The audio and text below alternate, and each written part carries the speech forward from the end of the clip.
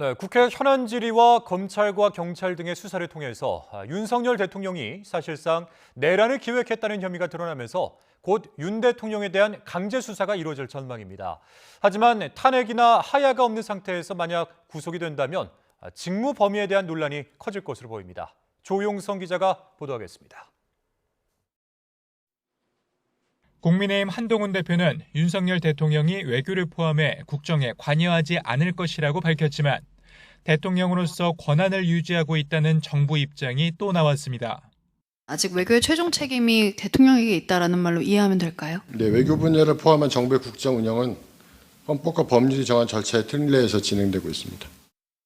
윤 대통령이 여당과 정부의 국정 운영을 일임한다고 했지만 법적 효력이 없어 발생한 혼란이 언제까지일지가 관건인데 헌법상 대통령 직무가 중단되는 확실한 경우는 탄핵안이 통과되거나 하야하는 때입니다.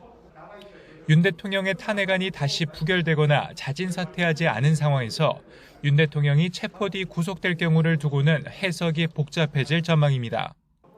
사실상 내란 수괴 혐의를 받는 윤 대통령은 조만간 출석을 요구받을 텐데 현직 대통령이 수사로 구속된 전례가 없고 이를 대통령이 업무를 수행할 수 없는 사고라고 정한 명시적인 규정이 없기 때문입니다.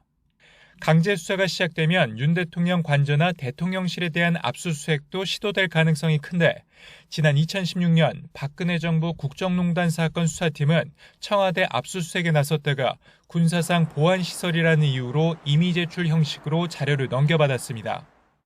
대통령 권한을 여당과 내각이 일임받는 과도기적 혼란에 더해 윤 대통령이 직을 유지한 상황에서 체포나 구속될 경우 직무 범위를 놓고 추가적인 혼란이 불가피할 전망입니다.